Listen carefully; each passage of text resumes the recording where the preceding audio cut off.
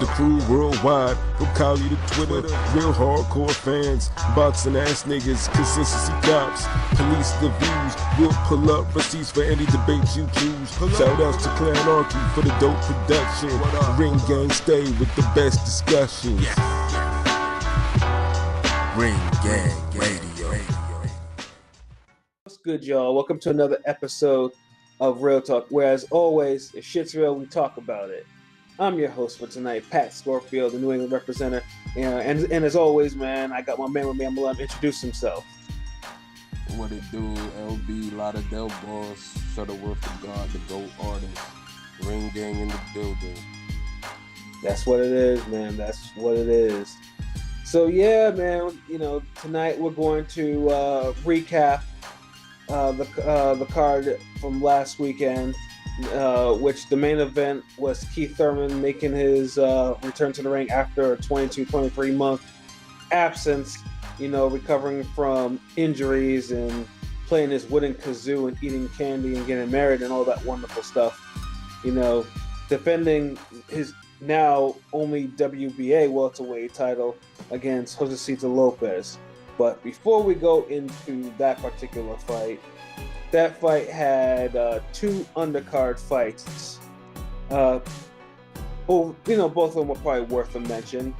The first fight that aired was between Claudio Marrero and, for the life of me, I cannot pronounce that dude's full name, but I'll just say his nickname, King Tug. Shit sounds like a porno name too. That's some real shit. You know, it sounds like a very, it sounds like a very, depending on what you context, it also sounds like a very suspect ass nickname too. You know, but fuck it, you know, King Tug, that's what his nickname is. So this fight was interesting because you have two fighters who are pretty heavy-handed, you know, the heavy-handed people. And King Tug is more or less a prospect, you know, with his he was 12-0 with 9 knockouts. And Claudio Marrero's, you know, has like a 79% knockout KO ratio. So on paper, this fight, you know, was probably the most interesting out of the three. And you're thinking to yourself, oh man, you know, niggas that have popped like this, you know, guarantee someone might actually go to sleep at some point. Yeah. No, it was wrong. It didn't really end up that way. LB, why do you think that was? I'm not sure. I mean, the fight was entertaining, first of all. Yeah. It had a good ebb and flow back and forth, but it seemed like neither guy could really had that extra gear to take the momentum into their hands. Like, it seemed early Tug had it, and he was making Claudio look bad. And you almost kind of felt like, damn, if he stepped it up a little, he might get him out of there or knock him down a couple times and whatnot. But then, you know, Claudio stuck around, and it's like he was landing hard shots every now and then. Until pretty soon, it's like he started boxing and he started exchanging, you know, every now and then, and you know, he was getting the better of it. Like Tug kind of faded in the fight. Like, he did. Middle rounds, he kind of disappeared, and then he kind of reappeared at the end, and it's like, okay, like he won a close one, I guess, or you know, could have been a draw. Yeah, and I think obviously the reason why he faded is because that was Tug's first 12 rounder, if I'm not mistaken. That was the first time. Because he'd only been to the 10th round once prior to that, back a couple of years ago. But yeah, that was he did fade. He did fade a lot because two of the cards were fairly close. One of them was really close. There was a 1-point victory for Tug. So I mean, I think probably that fight was a learning lesson, obviously for Tug. I mean, that's you know 10, 11 fights, man. You need to you know against a quality puncher. I mean, what's that? He didn't want to gas himself up because I feel like he could have had dude out of there.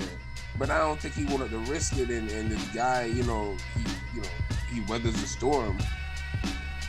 Yeah, like Morero, I think Morero had if Morero didn't have such a slow start, because I mean, Morero in those early rounds, he was getting rocked.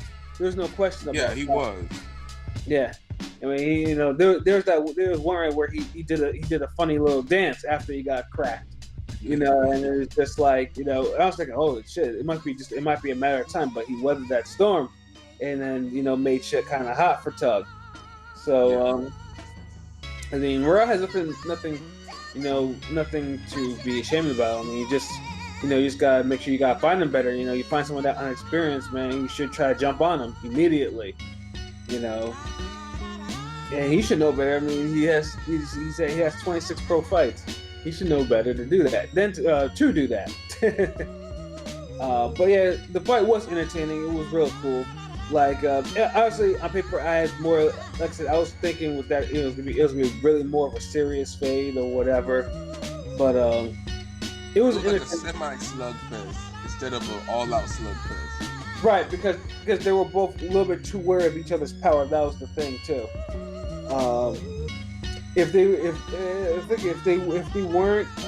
weren't, then I would be like. We'd probably be talking about, oh damn, this is like a fight of the year candidate, easy.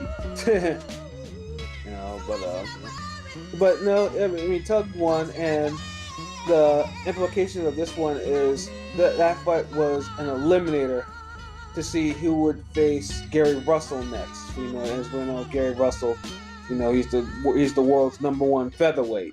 Regardless of what people like to say. I don't Gary. think Tug ready for him. Huh? Tug ain't ready for that. No, Tug ain't definitely not ready for no Gary Russell. I mean, Gary Russell, as inactive as he is, which displeases me a lot. Gary Russell has hand speed and can crack with that hand speed. And Tug, this version of Tug right now, will probably get lit up. But hey, man, if he wants to be great and he wants to go after probably one of the more longer reigning champions in boxing today. Well, that's what it is, man. I'll welcome it, and hopefully it's in an area where I can actually go see it easily.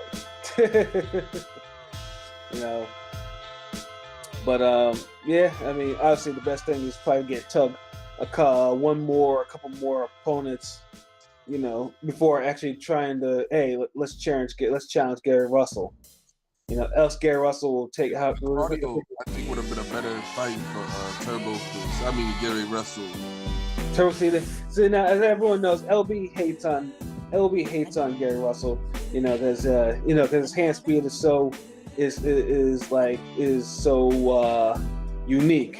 And he likes to lies. Nigga, yes, there ain't no goddamn lie, nigga. Yes, it is. Turbo Fish is my nickname for him. Yeah, because he's like, if you play, all he is the Turbo Fish. Yeah, niggas. He likes to say that. Oh, if this was a controller, Gary Russell would be. You'd have to press the turbo button, and then you just spam, and you just do that to spam punches and shit like that. He's a big hater at Gary Russell. Me, I understand that Gary Russell. It's facts. It's facts. I mean, listen, Gary Russell got skill. He got skill. He got technique. Yeah. Good power. He got a lot of attributes. Lomachenko brought him down to earth though, but then he bounced back with that.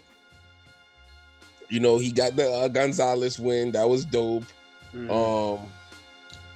Jojo Diaz, he beat him. And I actually picked Jojo Diaz to beat him. Yeah, so my man. He get props for that. Yeah, but my man LB Porter hit up that day. Nah, Jojo Diaz showed he could fucking fuck Gary Russell up if they rematch. He was hurting him. Because the nigga came in there at 140 something pounds, nigga. That's why nigga came in big as hell. This nigga was not supposed to be no goddamn feather, man. Nigga came in, he was drained at the weigh-in, and he came into that goddamn fight, looking huge and shit. Weight, right? Like it wasn't no problems making the weight, right? Like no. Oh hell, it probably was problem because he didn't make the weight in his next fight. But he made it for Gary Russell though, so all things fair in love and war, dog. So Yeah, that nigga. It is what it is. Yeah, I just call that a little. It's not like the Scott Quigg Valdez situation. Well, this Scott Quick had injury. He had a legit. This white couldn't make weight. This nigga over here was just eating too damn much and had and was taking that weight up improperly. That's why he blew up what he did. It's a miracle. It's a money. See, without that, if he had lost that weight properly, then Gary would have just knocked him out. But Gary had to fight. Nigga. I don't know about that. I mean, nigga had to fight a nigga that was probably 150 pounds or something. About that, man. Like the nigga was 160 pounds, dog. So it was like, nigga was mad. Nigga was mad big for no reason. It's for the featherweight title. Goddamn it! What the fuck you doing weighing 170 pounds, nigga? Hey, that's how it be in boxing sometimes. Sometimes you don't get a fair shake in your fight, and due to Gary Russell's experience and ring savvy, he was able to pull it off. So credit to him. And he had to use mad movement. If Gary Russell wasn't as good as Pat believes him to be, he would have lost. And I would have been right about JoJo Diaz pulling off the upset and beating his ass. Yeah, so, it is what it is. It would look ridiculous though. Nigga, 190 pounds win a $126 pound belt, nigga. So then, this nigga was large, man. He was a cruiser, man. Fucking fine. Yeah, it's like it's like you keep adding weight. The first it was a welterweight, then he's like he cruiserweight. Pretty soon he gonna be like he was like a Nikolai Valuev. I mean, JoJo Diaz keep getting bigger and bigger in this fucking story, bro. Hold on, let's switch the topic. That's real talk though. But yeah, man. The next fight. Tug ain't ready for no Gary Russell, man. But definitely. That particular fight, I feel like he need to rematch Claudio. Like I would like to see that again down the line. Yeah, but if it was a draw, then yeah. But King Tug's not. It's like, nah, nigga. I'm gonna go up to Gary Russell now. I'm gonna get this belt. So the next fight after that, though, luckily did not last as long. Although it probably should have, if it was a different. It should have.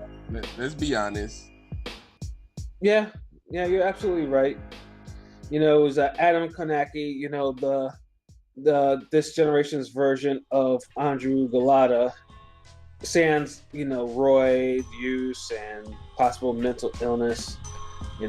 This one just his flaw is just eating candy or Polish candy, and then we have Gallo Negro. What is it? For no reason. Yeah, big for no reason, as LB said. Gerald Washington.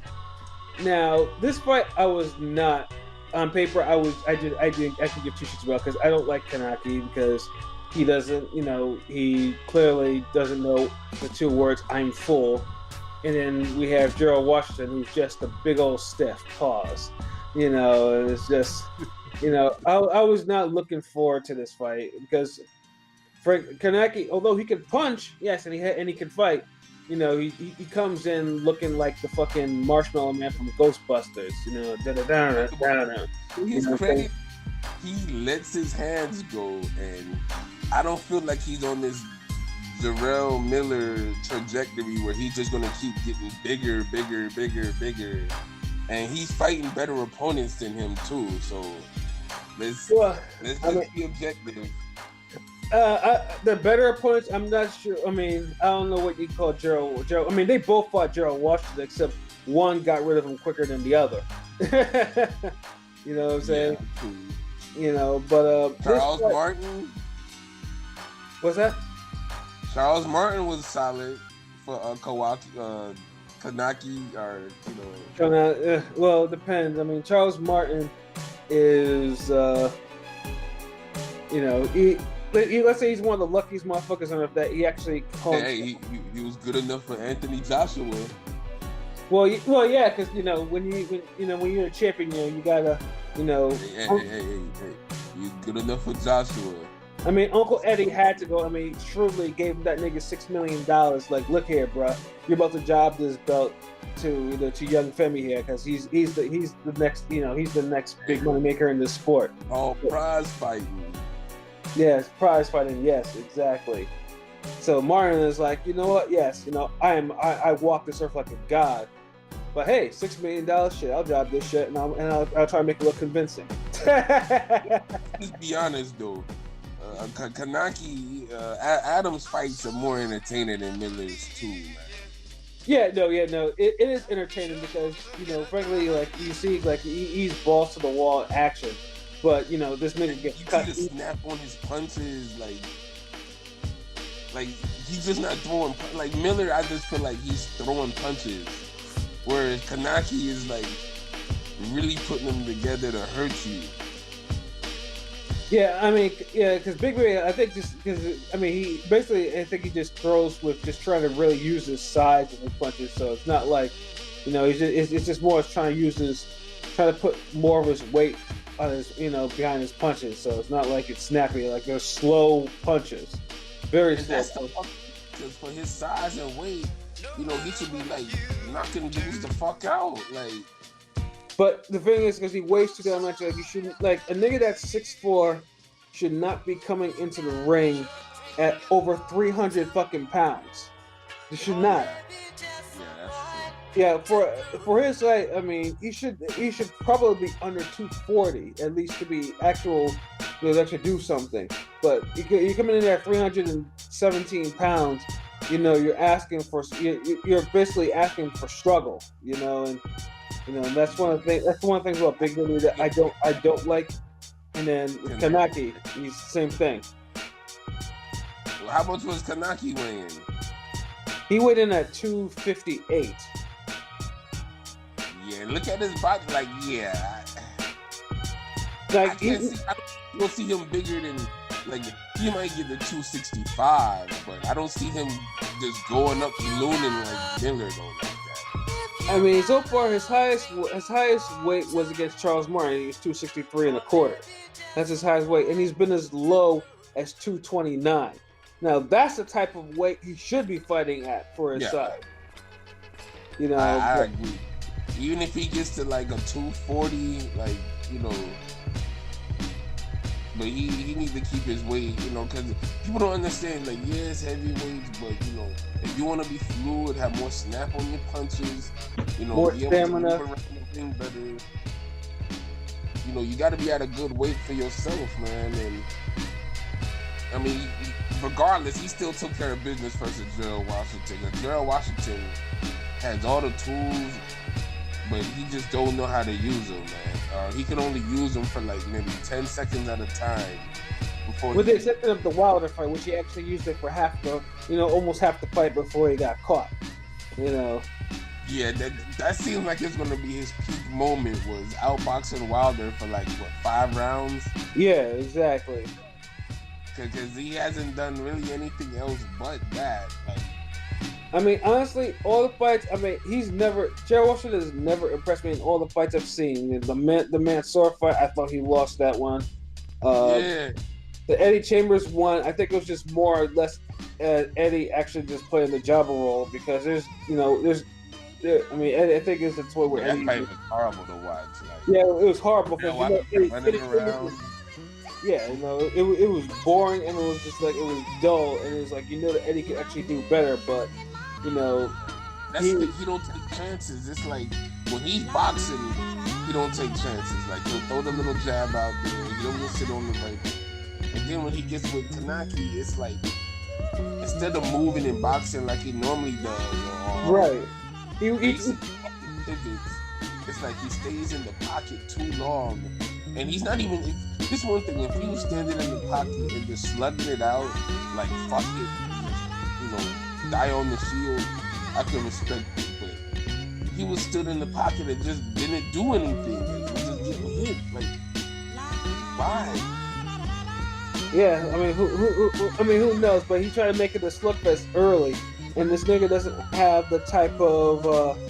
He doesn't have really the hand speed. I mean, he couldn't match Kanaki's hand speed when Kanaki started letting them hands go. And Yeah, like, and he was okay, but when it started going to 2 and 3 combos, then nah. Yeah, I mean, he didn't even attempt to hold. He just stood there and just took them shots before actually going down. You know, Yeah, I don't get it. It's just a weird fucking performance. Like you try to do you try to make a slugfest for like 15 seconds, and then I guess you realize like, I don't know, this isn't me. And then he tries to move around, then he stays there in the spot, doesn't throw back, and he lets the dude wail on him. I don't know who suggested this dude to get into boxing, but boxing's not for him. Like, I mean, he's a former football player. Not.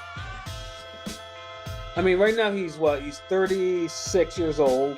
You know, I just think whatever ceiling he's hit, he got the size that you would want to train. I mean, you get a guy like that, he's athletic, 6'6", and you're like, damn, okay, like, I got me something here, but then it just seemed like he's not. I don't know what his trainers are putting him through. I don't know if he's not retaining it, but it's like he has a natural skill set that could have been used a lot better. Right. Like, in this matchup, and it's like. And basically, he gave up all his advantages, and that's why he got sent to the bushes in only 2 rounds. 2. Nope. Because even Charles Martin, and I know we get at him for being limited. It took him like maybe 5 rounds to wake up, and then for the end of the fight, for the second half of the fight, he was controlling Kanaki and lighting him up with them straight lefts and shit. Yep. So so he's just showing you like, okay, like, you stand your ground a little and fire back. You could do something, because he was hurting Kanaki too. It's not like Kanaki was walking through them shits either. So yeah, Kanaki was also bleeding too, from his eye. Yeah. So I felt like if Gerald Washington would have even just, came through with even a fraction of Martin's guts and plans in that, from that fight, he could have did something. But it is what it is. But yeah, and it's most likely, Kanaki, obviously, PBC is gonna build him up in the start. And I think Washington right now, if he's not going back to the jobber role, he will be after this fight. I mean, I think it's just too late for him. I mean, 19 wins against 3 losses, 3 brutal losses at that. Yeah, I just think it's he might need to start thinking about retirement. Yeah. But yeah, like I said, on paper it was more interesting to watch, than to actually talk about that particular fight beforehand. But hey, he got it done. Heavyweights, everyone loves a heavyweight knockout. So, he's got to move on, obviously, to probably like another top contender or somebody of notoriety in that division. So, yeah, because he could be a good future opponent for Wilder.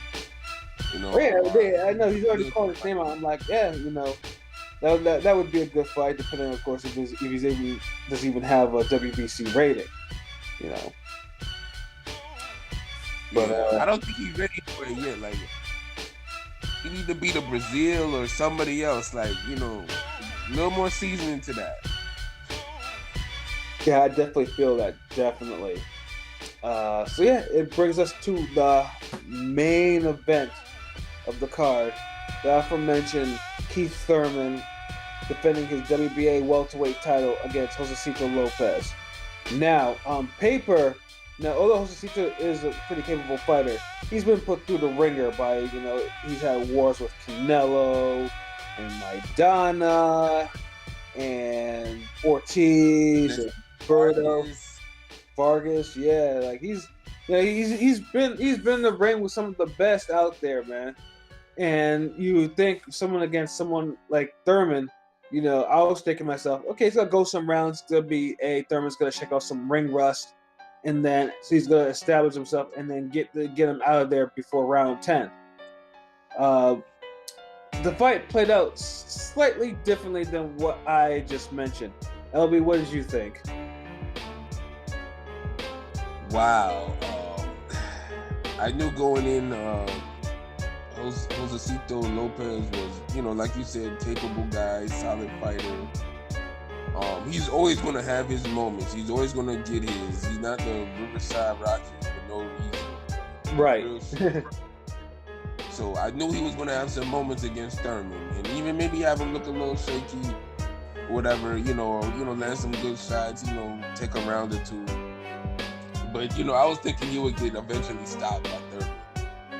I was wrong, because if anybody that was going to get stopped in that fight, it looked like it was going to be Keith Thurman, man. That 7th round. Yeah, I was just like, man, on the roller skates. Yeah, I was like, what the fuck is this?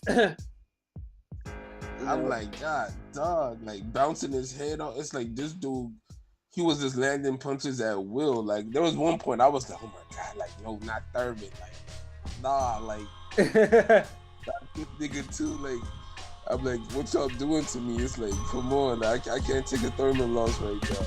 Chill. I mean, LB has had a hard year, has had a very trying year with some of the fighters that he stands and supports. And the Thurman losing his belt by knockout to Josesito Lopez would have sent waves throughout the welterweight division. Yeah. and Thurman, a Florida nigga, like, come on, bro, like, nah. Yeah, I mean, we not doing that. Thurman, you better survive through this fucking fight, bro. That's what you're gonna do. And but what saved them was Josesito gassing out. That's what saved them. Because Josesito was like really landing them shots, and like, it wasn't like, I mean, Greg Keith's chin is pretty good, but you saw Keith's eyes was rolling in his head as he was taking them bricks. I was like, this is the only reason Josesito Lopez gassed because Thurman already was breaking him down in the earlier rounds, and he already put a little beating on him. He put some wear and tear on Lopez. He did. Huh? I said that he did. Yeah, that he clipped him, knocked him down, was landing good body shots and everything. So when you do that to a fighter, when they do have their moment, they don't have that full grown 100% moment. They have a moment, but it's only really 70% of them or whatever they got left in the tank. It's going hard because you kind of broke them down a little. They can't give you that 100%. And I felt like if Thurman would have just been one of those guys who just boxing to score points and not really landing hard shots and dancing around, if he would have been one of those guys, and when Lopez turned it around and hurt him, then Thurman would have probably got knocked out for real. And because Lopez would have had enough. Would have had that extra gear to push it. Yeah, he did, and if I think too, it's like that round. Fight. Was that? No, I'm saying usually when a guy is hurt the way Thurman was, he loses that fight. He gets knocked out. Yeah, I mean, and the thing was, after that round, Keith really got on his bike. Like, and it was more like Josesito didn't know how to cuff the ring on himself, but he kept on stalking him and throwing punches, which I guess is probably he would land some shit here and there too. Right, but it just wasn't consistent enough because he couldn't cuff the ring on Keith and put him on the ropes or put him in a corner and actually try to get his work in. And so I mean, basically, I mean, Thurman did win this fight. He did win this fight comfortably, but pretty much it shows now that now you see niggas actually taking all types of like shots at him. Saying, you have Jeff Horn says, Keith Thurman doesn't no longer matters. I'm like, motherfucker, you don't matter. He's still the best welterweight with the best resume out there. Like, I mean, outside of Manny Pacquiao. Yes. Let's keep it real. I ain't trying to forget about Manny. But Manny's Manny. It's like he's almost in a different league when compared to these guys out now. But You know, take away Manny, you got Keith Thurman. He's still the number one welterweight. You know, I know y'all niggas hate that shit, but what other welterweight got wins over Porter and Swift? Nobody. Yeah, so it's like still undefeated. I mean, keep in mind, Amir Khan looked worse than Thurman did against a lesser opponent than Jesse Vargas. I'm sorry, not Jesse, than Josesito Lopez. right. And what does Amir Khan get? He gets a fucking Terrence Crawford fight. And Amir Khan is, you know, is pretty much Terrence Crawford's best fighter he's ever fought. A washed Amir Khan. This ain't the Amir Khan that, you know, was making Zab quit or jabbing the fuck out of Milanali. This ain't even the Amir Khan that was damn outboxing Collazo and Alexander. Yeah, no, this is a pretty faded Khan who let his This is struggle Khan. This is Khan that's going life and death with Chris Algieri. right. Getting knocked out in the Phantom Zone by Canelo. Exactly. Going life and death with fucking Samuel Vargas. Damn near getting rocked every other round. Getting dropped. Like, so, I mean, come on. Keith Thurman did not look that bad.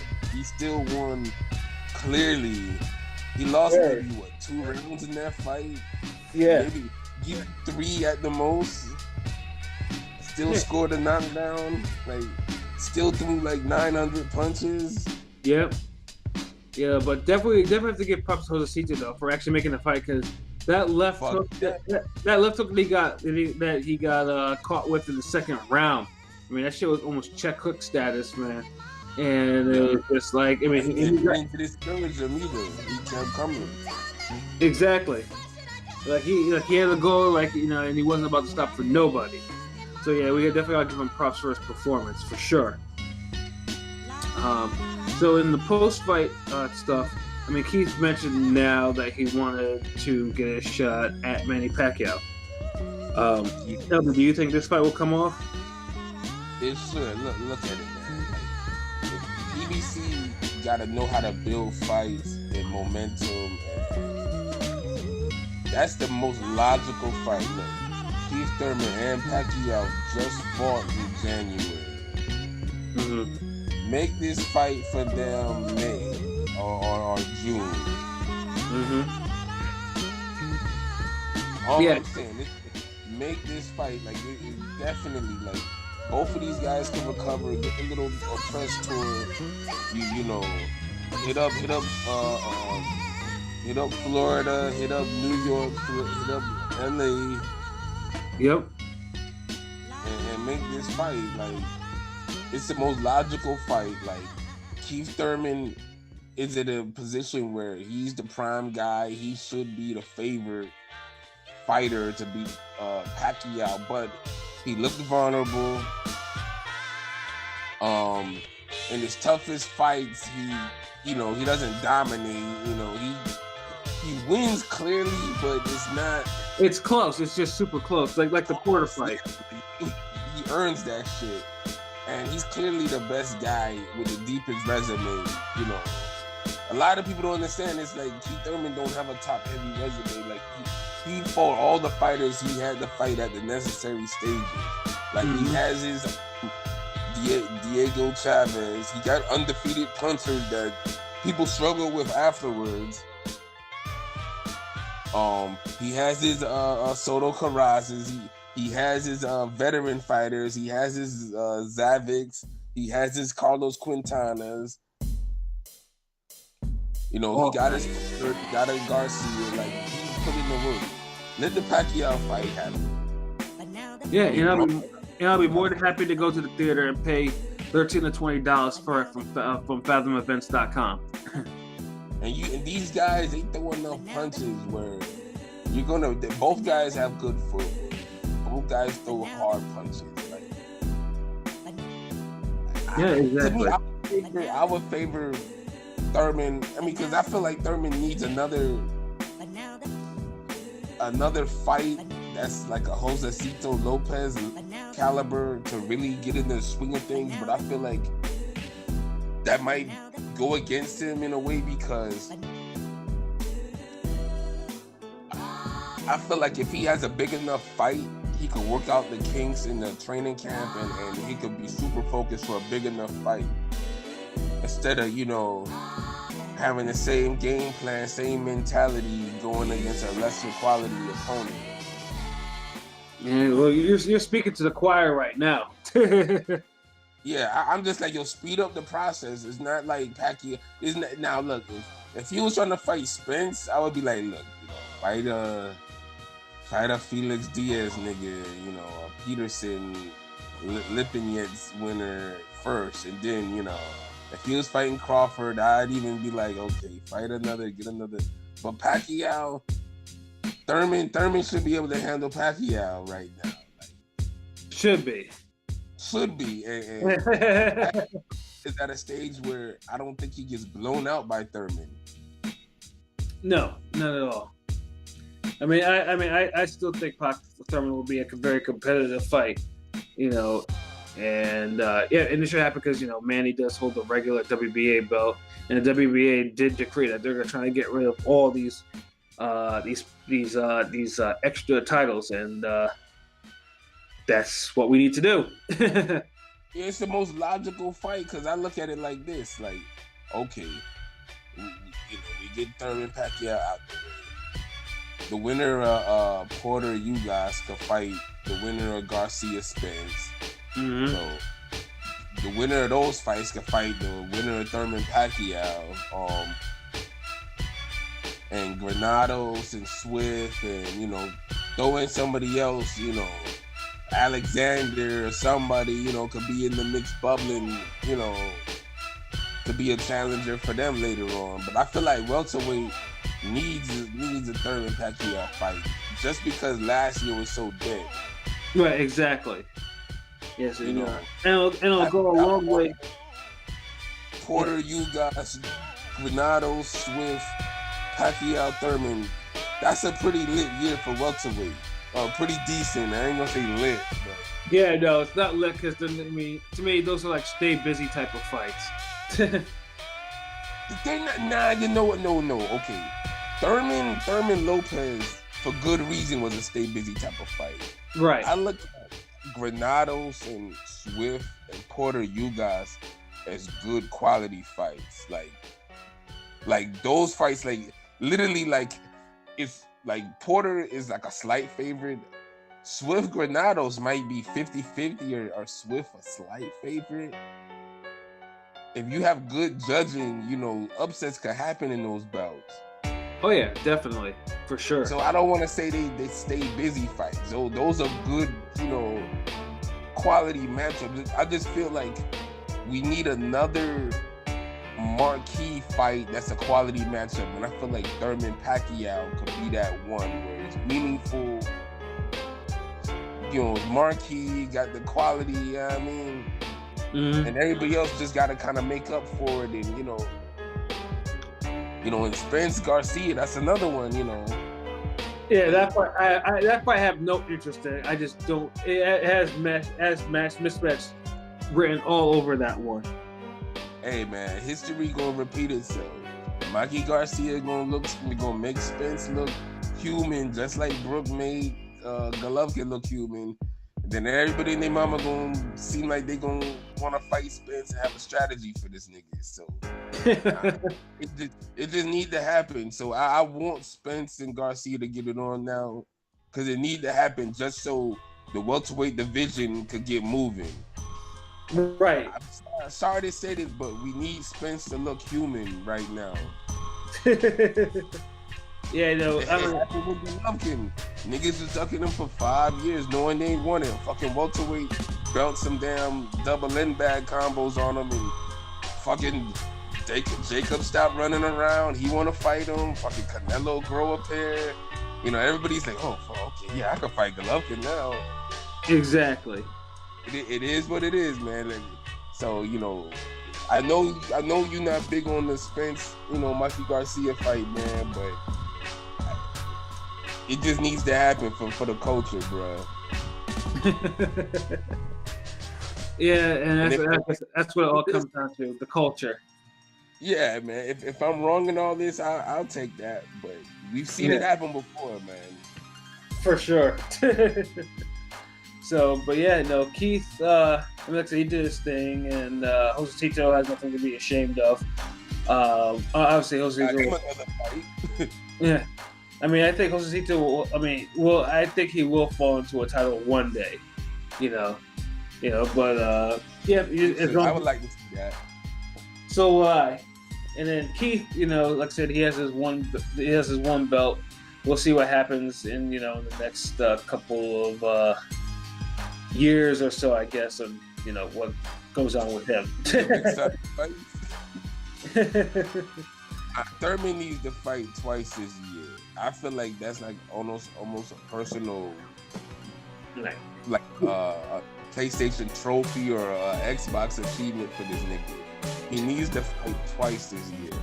Right. I mean, dude should be in the ring by June or whatever, by Memorial Day weekend. Or should have a fight lineup before that. The fucking Pacquiao fight. That's one thing. Okay, if he can't make the Pacquiao fight, what's a good runner-up fight, man? Something that maybe not as good as Pacquiao, but is better than the Lopez fight. Who would you like to see him in there with? That's reasonable, logical timeline. It could work type of shit. Yeah, that's a good question. If you can't score any of the high-level fights, I mean, who's really popping at welterweight right now? I don't want to see Broner, but that fight, I don't even want to see that fight. Broner who? Yeah, exactly. Oh God. Yeah, I don't know. Actually, I don't know who would fit that type of thing. Obviously, who would fit that bill for Keith?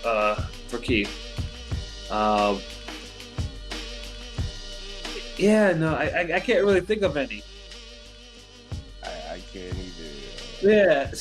Everybody, that's my whole point. Everybody's tied up or going to be coming off recent fights. Right. I mean, the only other thing is for Keith to actually go back to 154. Then he'll find some opponents. Nah, no. We're not gonna do that. We're not gonna walk him out on the plate for the Sharks. There's plenty of work at welterweight. They gotta align fights, man. They just gotta set up fights that could happen. Align fights like Pacquiao and Thurman both just had a fight. Let them fight each other. Now you're gonna have another set of welterweight fights with Porter and Mikey and Spence and Danny and all of them. The winner of those fights fight each other, and they fight Thurman, Pacquiao, whatever. Yeah, no, but welterweight division though, it's a very complicated division to watch and to cheer for sometimes. Oh man, we off to a good start this year, or I would say a decent start. It's just hopefully we get some more fights, because with welterweight, they usually have meaningful fights early in the year, and then it's dead for the rest of the year. So, right. I hope that happen. Yeah, same here. So yeah, that brings us to the end of our podcast show. Just recapping the card from Thurman, Josesito Lopez. LB, do you have any final thoughts, bro? Nah, just ring gang radio for the culture and for the future. We want to see Thurman get into a big fight next time out, or hopefully it's with Pacquiao. If not, I don't know. Give Devin Alexander a call, nigga. Fuck, I don't know. Shit. Somebody, shit. Matter of fact, Josesito Lopez and Devin Alexander could be a good fight too.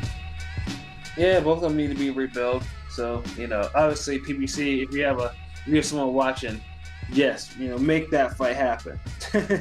Yeah, definitely. Like y'all, it's like y'all got the chess pieces. Y'all just gotta make the right moves now. Like y'all got it there. Right. Because when you guys make the right moves, then the less you hear of me bashing PBC and their handling of the welterweights. Yeah, exactly. Yeah, definitely. And but my final thoughts, I mean, obviously, yes, ringgangradio.com, get on that, listen to our stuff. Where I told you before, we're on iTunes, we're on Google Play, we're on Spotify, we're on Podomatic. So, we accommodate for everyone. So yeah, listen to what we have to say, because as always, it's real talk, and we do nothing but real talk around here. No sugarcoating, no. I wonder what these guys gonna say. I wonder what's the agenda behind this. No, nigga, we just speaking what's on our mind and our hearts. Yeah, exactly. All it is, man. Ain't no one passing me a check for shit. Like I said, like Big Daddy Kane said, man, ain't no half stepping. Facts. Yeah. But so yeah, it was a good show, and we will reconvene next week. When we're most likely going to be talking about, the fallout and the recapping of Sergey Kovalev, Lighter Alvarez. So until then, like I said, this was a good episode of Real Talk, where as always, shit's real, we talk about it. For myself, Patscorpio, the New England representative. For my man, LB, Shutterworth, the Gawd, the GOAT artist. We out of here, man, and see you next week. Peace.